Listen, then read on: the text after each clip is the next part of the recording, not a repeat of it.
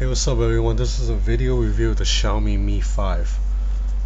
I have the Hong Kong edition, 32 gigs. The Hong Kong edition is basically the international version, meaning it has Google apps instead of all these Chinese apps on there. Let's first talk about the build quality.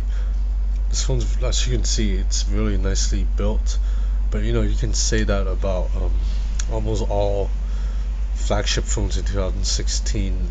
But what I like about this is it's a bit different from everything out there, because as you can see from these phones, the Meizu MX6, the OnePlus 3, the Huawei P9 Plus, and also the HTC 10, and the iPhone, all of them kind of look similar now.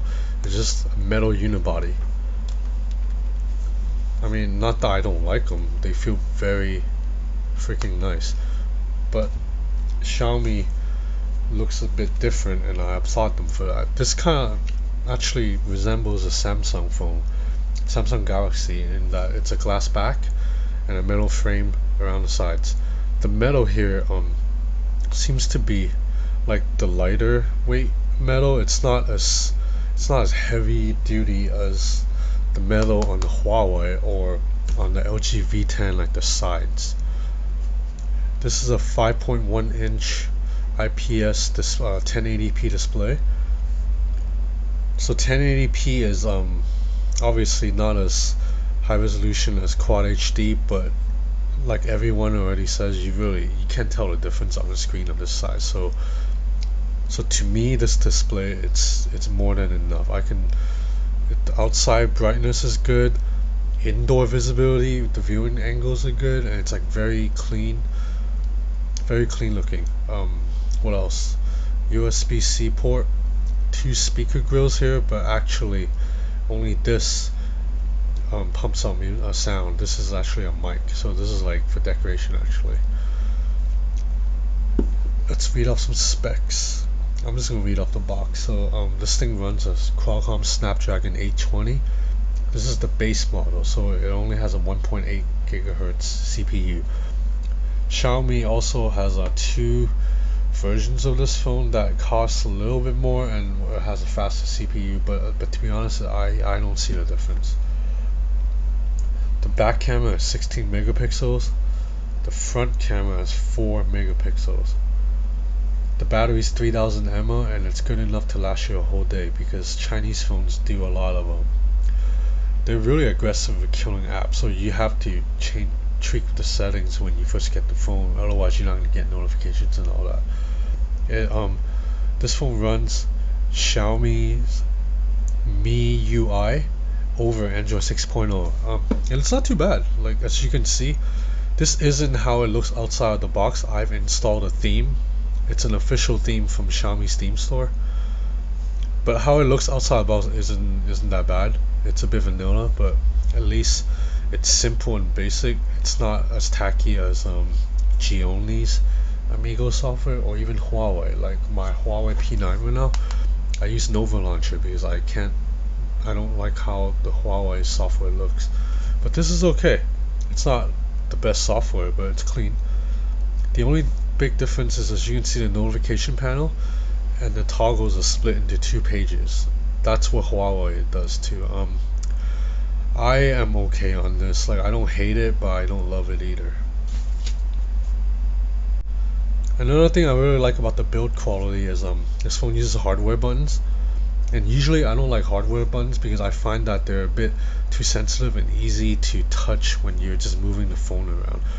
But these 2 hardware buttons, actually Xiaomi has put them closer than usual, so that when I move the phone around, say if I touch here, it's okay. I'm not like activating the buttons. Whereas with the OnePlus 3, I had this problem a lot. Like, if I move the phone around, see, I just touch the button, and if I move, I touch back button. Even doing this, sometimes I just touch the button, and it's just really sensitive. Whereas this, I can do this and it looks okay. Like, what's that? See, I'm not backing off things. The fingerprint scanner, it's really fast. You have to press into it to activate. It's not a touch one. It's really fast, but it doesn't work 100% of the time. There's a bug, and I've actually seen this problem a lot on the net, so I know it's not just my device. Xiaomi has a bug in the phone, in the software bug that basically makes it so the phone can't pick up your fingerprint and you have to type in your pin. That's happened to me about like 5 or 6 times. That's over like a week and a half of use, so it's not that bad. I mean, it's like a 2% failure rate maybe, but it's enough that you can't say this is the best fingerprint scanner, because the Huawei fingerprint scanner works 100% of the time, like 100% of the time. It's never failed me. Well, this has failed me like 5 times in the week and a half. Again, not that big of a deal though. It's just in a review you have to mention these things. As mentioned earlier, this phone software, it runs Xiaomi's own software, and it's pretty clean and pretty fast. This phone has 3 gigs of RAM, Qualcomm Snapdragon 820, so everything zips back and forth. Really nice. I must say that the phone did crash on me 2 times when I was using it. I wasn't even doing anything heavy. I was just syncing Google Keep, and it crashed on me twice. But again, that's over a week and a half of using, so that's like a failure rate of like not even 0.5%, like 0.2% or something. So it's not a big of a deal, but it's not as flawless a software experience as the OnePlus 3. This phone software is the GOAT. As for what else, this one, it has double tap to wake. I like that, but they don't have a lot of gestures that you can do. For example, like with the OnePlus 3, if you draw a circle, it turns on the camera. I really like that. It's a good shortcut. Meizu MX, same thing. I've set it so if you draw a V, you turn on the web browser. So it's pretty cool. Or if I draw an S, I can open Facebook, stuff like that. So this phone lacks some of that, but I like that they let you customize your buttons, your hardware buttons. Like right now I have recent apps on the right and back button on the left, as this should be, but if you want you can flip it. You can put the back button here and recent apps button here. And about the camera here, it's solid. It's really good, but it's not the best. The Huawei's camera can do a bit more tricks because the dual setup and the Leica branding don't really matter, I guess. But this camera is just a little bit better. OnePlus's camera also takes in better light in dark situations, but for a phone of this price, which we'll get to later, this camera is more than enough, and I really like that. They included a bunch of little fun features like mirror. Like, this is pretty cool. I took some really, like stuff like this from the streets. Looks pretty nice. What else? So they have panorama, manual camera, so you can change ISO, shutter speed, all that. Or you can shoot a GIF too, I think, which is pretty fun. Oh no, sorry, that's another phone. Okay, so overall I like this phone a lot, and I think that if you consider the price, it's one of the best values on the market right now, because okay, to be honest, OnePlus 3 is a slightly superior phone to this. They both run the same processor, but this one has double the RAM, and the software is just a bit less buggy.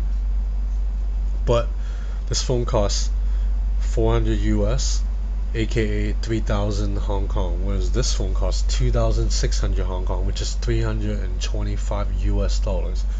For 325 US, this is a freaking steal, because if you think about it, if you get a Samsung, it'll run you $650, $700. If you get an iPhone, $700, $800. If you get an HTC 10, it's like $700, $650. Even if you get an LG, it's like $550. Even the Huawei, I paid 4,600 Hong Kong, which is like $550 US.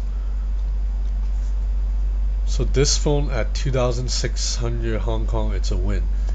The Meizu MX6 is even cheaper. This is only 2,200 Hong Kong, but this phone specs are a bit behind this, the Xiaomi Mi 5.